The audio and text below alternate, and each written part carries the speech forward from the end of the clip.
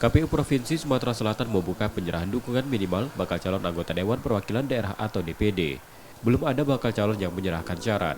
Sesuai keputusan KPU, jumlah dukungan minimal yang dipersyaratkan bakal calon peserta pemilih anggota DPD sebanyak 3.000 dukungan, dengan sebaran minimal di 9 kabupaten kota. Saat ini sudah ada 19 bakal calon yang telah membuat akun pada Sistem Informasi Pencalonan atau SILON untuk memastikan data para pendukung. Setelah minimal dukungan tercapai, bakal calon baru dapat menyerahkan berkas dukungan secara langsung.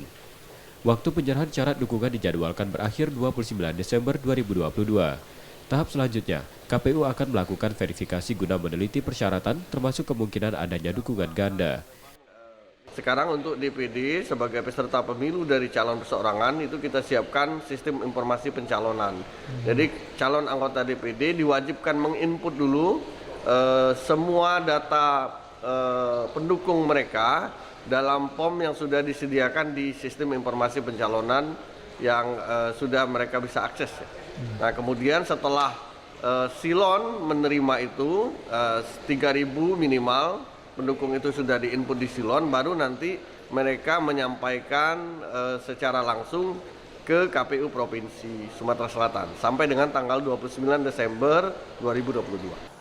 Syarat dukungan harus berasal dari warga berusia dewasa yang memiliki hak pilih, yang berasal dari basis daftar pemilih. Tahap verifikasi administrasi dan faktual akan melibatkan KPU daerah di kabupaten kota.